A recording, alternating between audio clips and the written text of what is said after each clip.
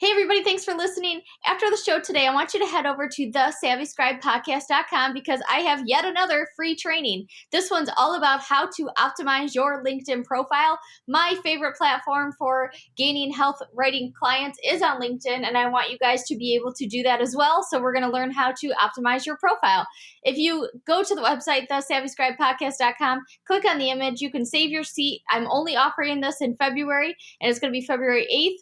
13th, 19th, and 27th. And it's going to be a live streaming event, so you can ask questions along the way. I'll see you there.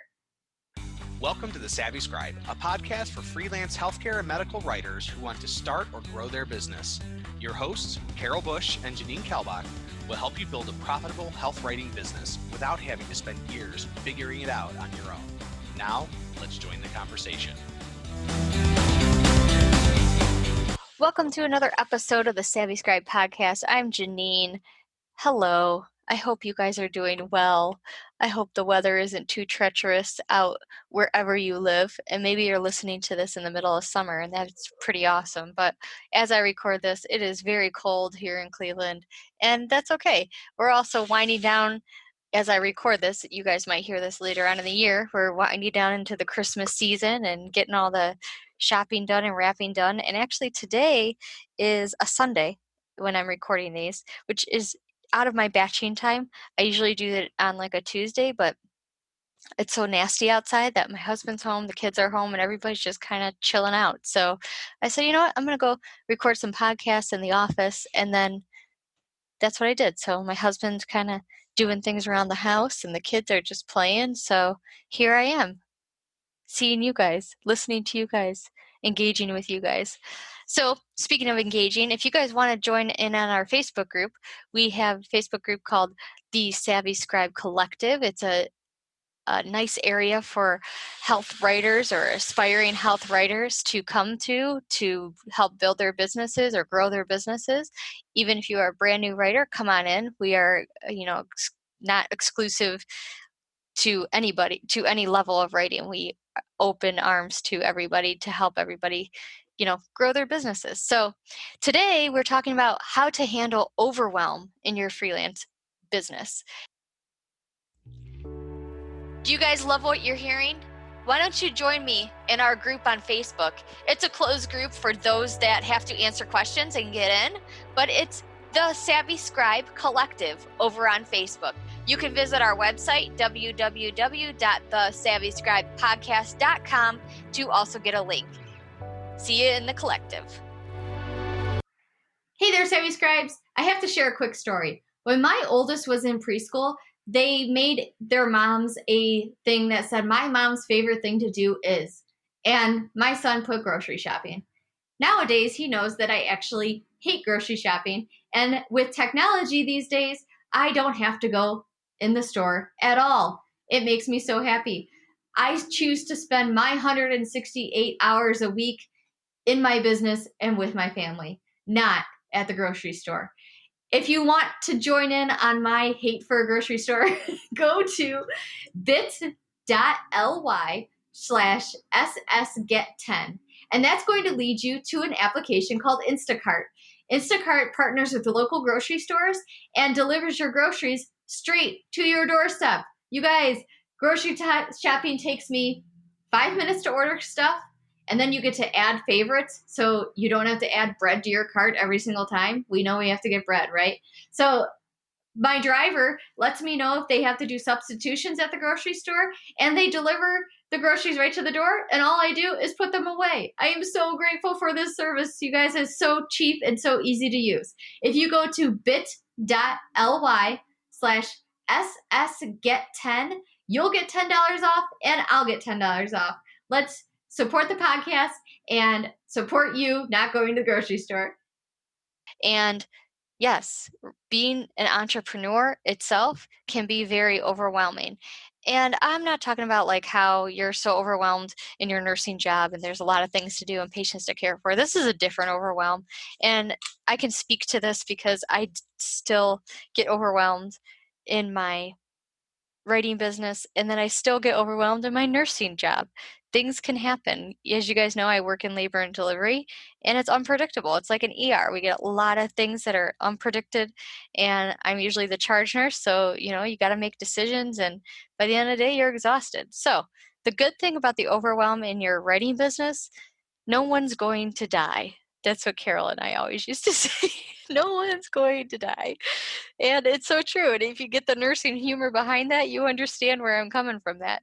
So these 5 tips I have for you guys today will help you hopefully tackle that overwhelm. And it could be a strange, changing into the writing world can be a strange career path. There's certain challenges and opportunities within this profession. So I want you guys to know there is a huge demand for health writers right now. If you haven't noticed out there, I know sometimes it's hard to hear this when you're like, I can't get any clients right now. But truly, as soon as you find someone, you'll understand how in demand you actually are. It's really hard for a lot of writers to get in to managing their workload because they aren't productive enough. They aren't maximizing their productivity. But I hope these tips kind of help you guys. So let's start with number 1. Saying no is okay. So many of us have income goals for our businesses this year. And if you don't, you really should. I know even if you're just starting out, you don't even know where you're going with this, but just think about how much you want to make a month or a year, or what you can do to supplement your health job right now, whatever health profession you're in. How much do you want to make a month? Maybe it's 1 shift, maybe it's a half a shift, maybe it's 3/12s. I don't know. Whatever yours is, you need to have your income goal. So with that comes many opportunities, and sometimes that you need to take those opportunities, even if you are filled to the brim. But don't overfill your cup with too many assignments for many reasons. Taking on too much is going to stress you out, and you won't be able to give your best work. You want to be able to use your clients' samples or your clients' work as samples for your next client. So don't take on too much. I know the money could be very tempting. You might want to take on another client because you're like, oh my gosh, that's another $500 a month. Oh my gosh, that can take over this shift or that shift, and I don't have to go on my feet for 12 hours. Yeah, but can you do it right now? Are you going to take too much time away from your family, away from you, your self-care? So saying no is okay. Know your limits. Learn to prioritize is number 2. As a writer, you can be faced with like so many different areas of work and activities. A lot of small and big projects can coincide with each other, along with some personal commitments as well. In an event like that, you guys should be able to prioritize your work. First, you have to learn to prioritize between personal stuff and work stuff. There's no point of wasting all your time working and then not enjoying the benefits of the freelance life. So again, you have to look at focusing and prioritizing towards your different jobs. So look at what you do in life. Look at what brings you joy. What do you like doing? Do you like going outside and hiking and all that stuff? If you do, you're not going to be able to write because, I mean, you can write, but you need to balance it so you can still enjoy your personal things on top of working. And maybe you like to write in the mornings and then take a break and just take a drive somewhere or visiting with somebody. And that might be something you really like to do. I set a goal last year of visiting with one of my retired friends. We visit every couple weeks, and I pen it in my calendar and I make it happen. And that's the joy of being able to work from home and having the flexible hours is you can do those things. I was mystery reader at my son's school the other day because I can do that. I can go at 9 a.m. if I want to because I was able to plan my life around it. And in the healthcare world, there's no way I could do that in a 12-hour shift. So truly look at your priorities and make sure you take time to plan that out. Outsourcing, number 3, outsourcing is not bad. So you might think that it's a bad idea because you can't afford it or, everybody's not doing it. So you think, well, why should I be able to outsource and nobody else is? But if you are at a risk for not meeting some deadlines or qualities being affected, outsource that job. Meaning, you might need to outsource social media or your inbox management or editing. Maybe you need an editor, hire an editor. And it will help you, like, even if it's personal jobs at home. Maybe you have a kid's birthday party coming up and it's Thursday and you have 2 articles due Friday, and for some reason you haven't gotten around to finish them up. Maybe you got to hire someone to clean the house so you can host a party. That's outsourcing. Anything you can do that can make your job easier, your life easier, do it. The other thing you can outsource are things like grocery shopping, or even if you need a babysitter for your kids so you can get some work done. It's okay if it's helping your business grow, and if it's not taking away from your personal life, your personal commitments, things you enjoy. Number 4 is don't get overwhelmed. As simple as it might seem, this is probably the most important key to success in building a health writing business. You got to understand that you will get rewarded for your hard work, and that working at this pace sometimes is temporary. You don't want to make it a full-time thing because you'll burn out, just like everything. Don't hesitate to stop some of your hobbies if they aren't essential to you. And that can mean, you're helping someone with some nonprofit organization thing, but your heart's just not in it anymore. It's okay to step back. It's okay to tell yourself that you don't have to do everything. Don't get overwhelmed.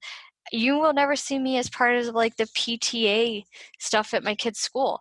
I think some people are so great at that, but you know what? It's not for me. As much as I want to be there with my kids, I'm there. I have so much fun with my kids, and so many things we do together.